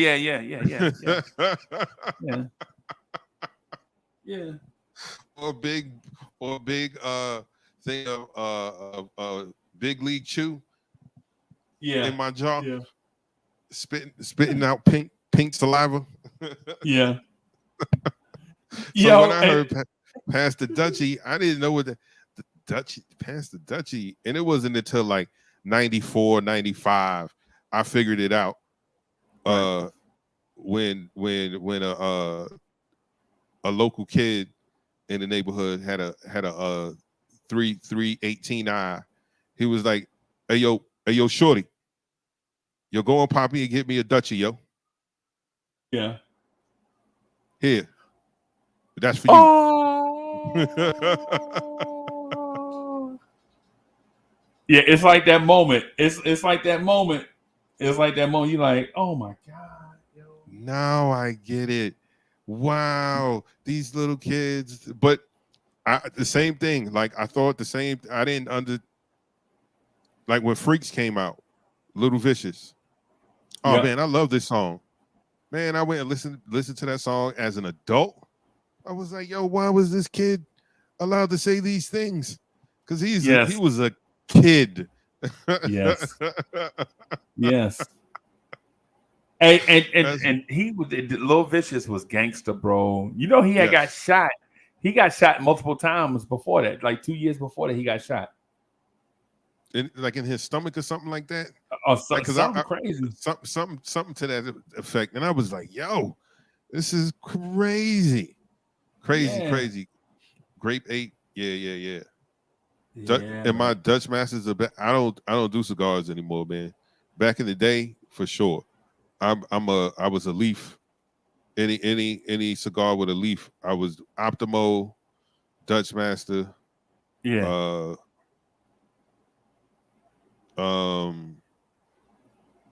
Anything like that. Even what are those not Pacificos, El Presidentes. I'm just reading the chat. Yeah. No. Hey, let's do one more. What are they thinking? Just one more. I got one more queued up. I kind of like this one a little bit. It's hilarious, bro. I kind of like this one, man. It kind of remind me a little something.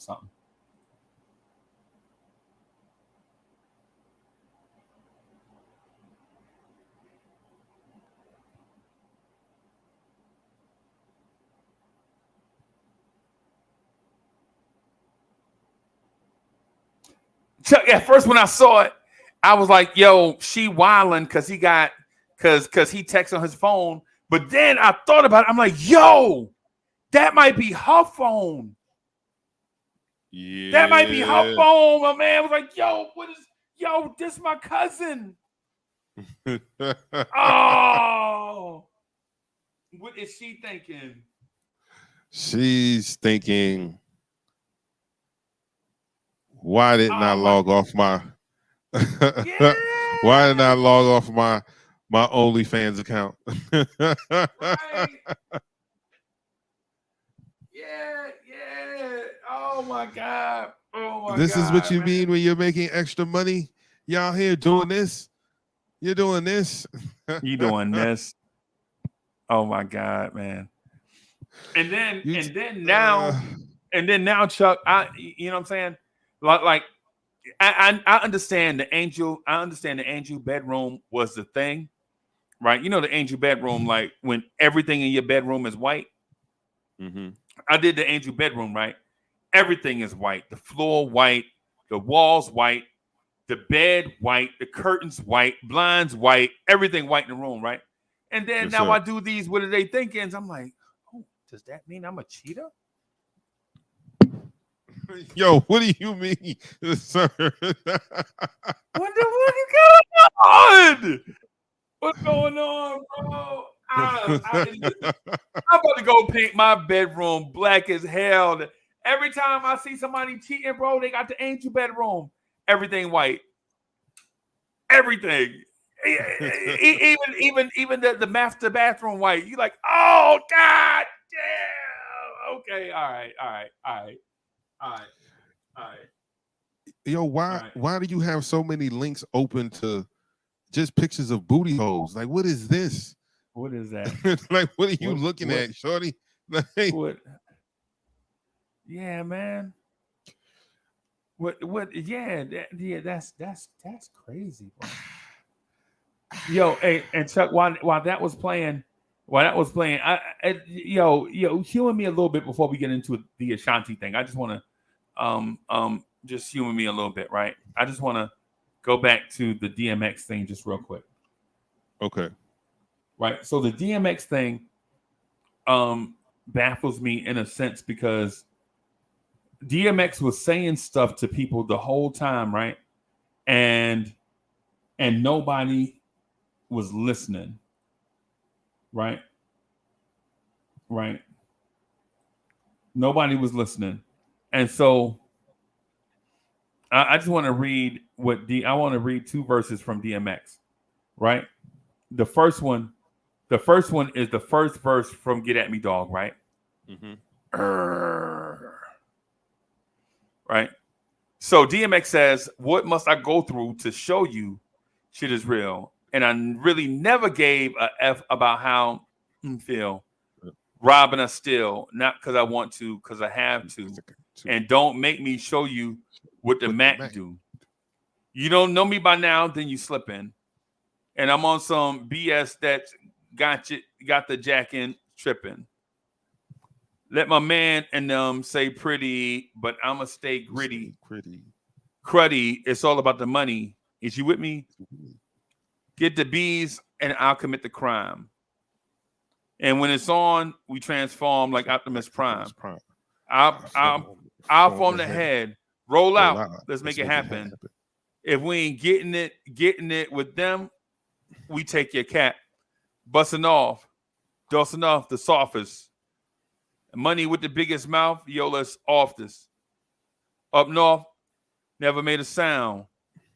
Breathing too hard, you got them bust down. Right? Want to be killers? Get at me, dog.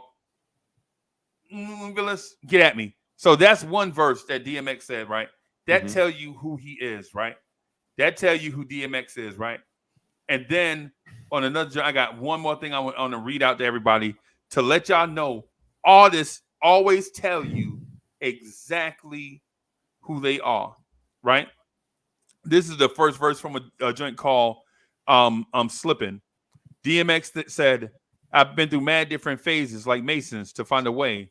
And now I know the happy days are not far away. If I'm strong enough, I'll live long enough to see my kid doing something more constructive with their time than bids. I know because I've been there. Now I'm in there. Sit back and look at what it takes for me to get there.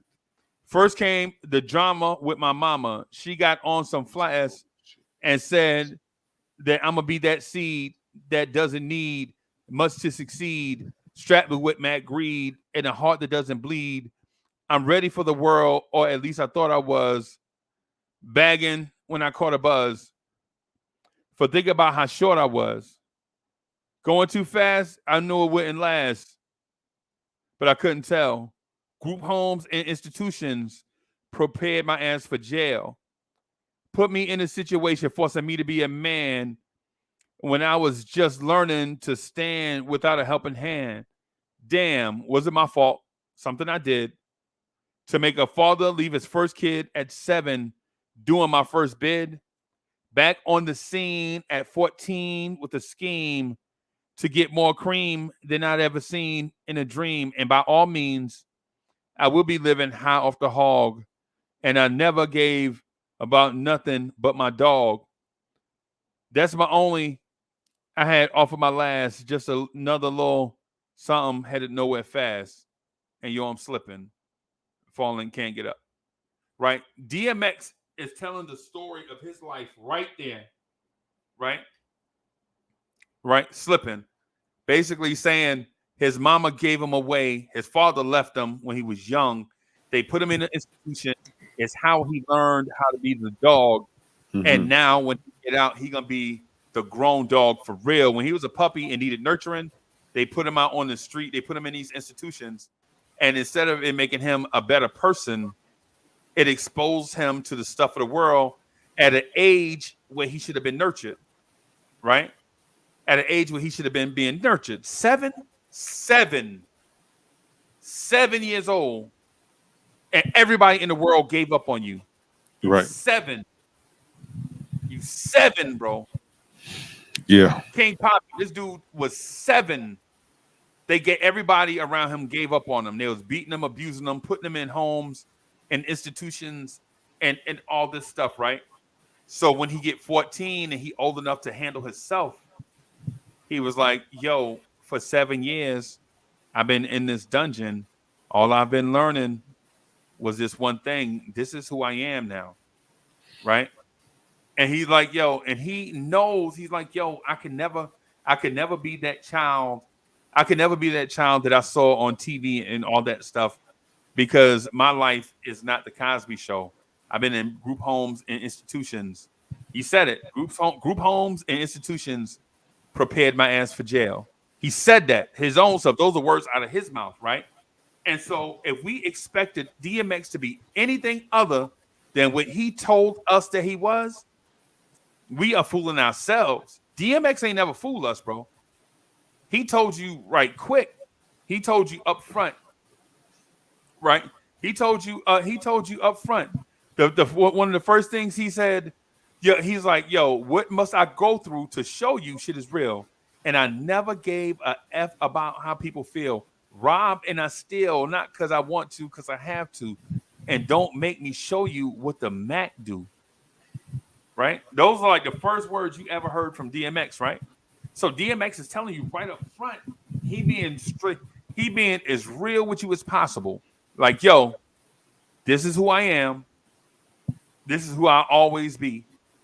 Right? Y'all got to accept me for who I am. And then in the Slippin' song, he is admitting to everybody that he need help. DMX is sharing his soul with you. That's why when cats like, yo, you know what I'm saying? Mike Geronimo is a lyricist. He a real MC. He an MC. I'm like, yeah, I get it. I get the poetic value, right? I get the poetic value, right? I get like with Casanova Fly. Y'all know Grandmaster Caz is who I'm talking about. Grandmaster Caz is an excellent poet. Excellent. The best to ever have done it. It ain't even close. Grandmaster Caz is the greatest poet to ever breathe breath in hip hop. Ever. And it ain't even close. But when it comes to feeling like what people saying, like feeling like what somebody going through, yo, it's only a few. It's your Tupacs, your DMXs, and I don't even know who else you even put in that category, right? And so what I'm saying to those that you know what I'm saying, thought that Irv Gotti was wrong for what he said, bro, you got these dudes that genuinely loved each other. Like Irv was that dude who should he shut up sometimes? Yes. But at the same time, do you want people around you that's going to keep it real maybe 18 hours a day, maybe 16 hours a day? Or do you want somebody that's going to keep it real 24/7? With me, my personal makeup, my mental makeup is I prefer somebody that's going to be real 24/7, right? 24/7. Now, other people with makeup, they can't deal with that.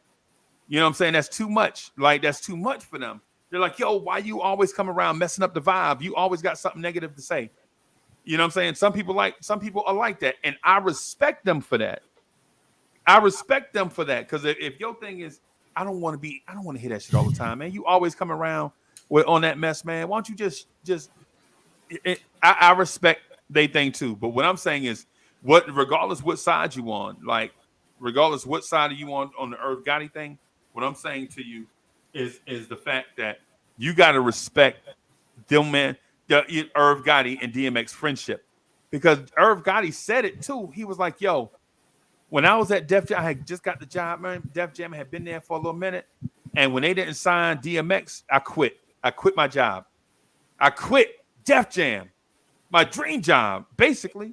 I quit my dream job because they wouldn't sign DMX, right? The head of Def Jam leave right there. He's like, yo, Irv quit. Let me go see this dude DMX. Dude go see DMX. They're like, yo, we signed you. He come back. DMX busting the door. Son, I heard you quit your job. I heard you quit. He's like, yeah, man, I quit because they wouldn't sign you. And DMX is like, and this is Uncle Freezie and his DMX. Yo, you quit your job over me? What? So DMX, he's like, yo, yeah, man, I quit. I was like, yo, if they ain't gonna sign you, it ain't even worth being here. You know what I'm saying? And so DMX is like,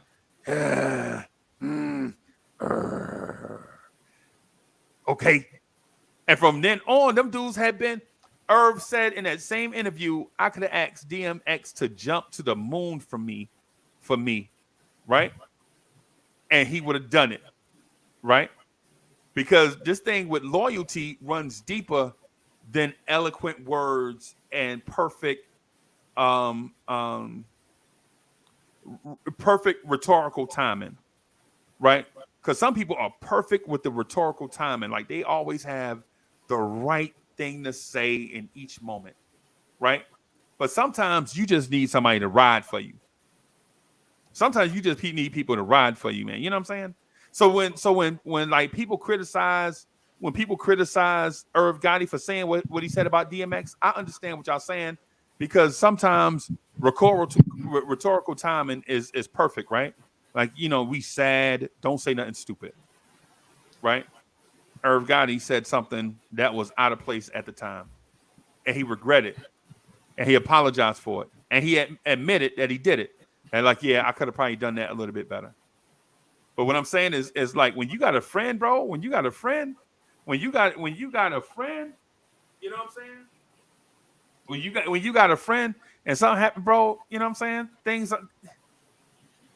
It is what it is. Hey, Chuck, I ain't mean to, man. Chuck, I got so much to say about this Drink Champs thing, bro. It's crazy, bro. It's crazy. Hey, Chuck, hey, can we finish this tomorrow, bro? Absolutely, man. We can jump on this again, because there are things that we have to, there are things that deserve a deep dive in this. I'm serious, man. Because I actually want to touch on also.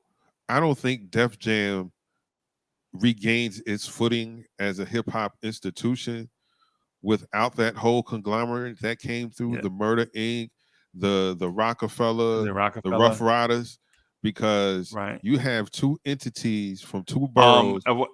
Disturbing the Peace? No, there's no love for Disturbing the Peace? I forgot about Disturbing the Peace. I forgot they were Def Jam. I forgot they were Def Jam. Right, bro. I'm saying they were Def Jam. Yeah. DMX saved Def Jam. DMX saved Def Jam. That if it wasn't, like, I don't know if he kept the lights on. Let me say that. But Irv Gotti and Dame Dash played a big role in their artists becoming who they are.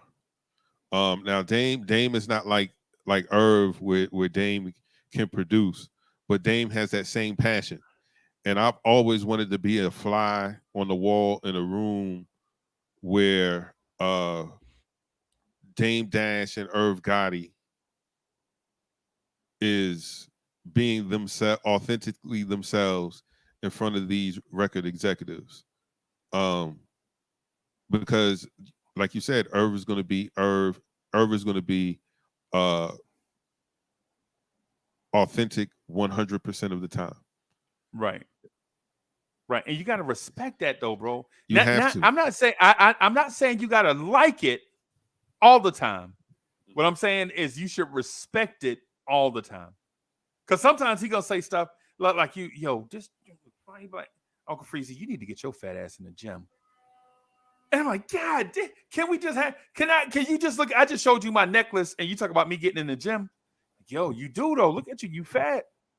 And I'm like, God. So stuff like that's gonna happen, right?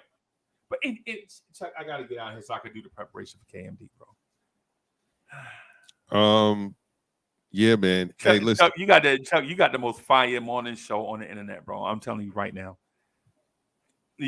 Cat says, if y'all jealous of me right now, bro, I understand, because I'm in the dopest spot in the game right now, sitting next to Chuck Allen, vibes and stuff live in the morning. Chuck, like one of the dopest hosts in the game. You know what I'm saying? Yeah. Yes, sir. Pierre Moise, salute to you. Nah, it wasn't all Leor Cohen. He played a part for sure, but it wasn't all Leor. Leor had to be convinced about certain acts. Yeah, definitely about DMX. Definitely about DMX. So, right, like he did play a part for sure. He's definitely a player in the game. But listen, guys, we're gonna have part 2 tomorrow. We're gonna have part 2 tomorrow, and we're gonna get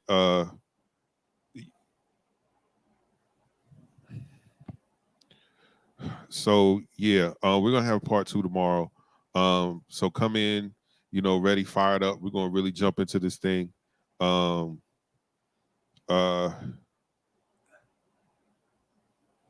man. All right, y'all. We'll holler at y'all tomorrow, right? Yes, sir. Same bat time, same bat channel. Hopefully, technology won't be in the way. If so, I'm gonna just dust it up. Peace, y'all. Peace.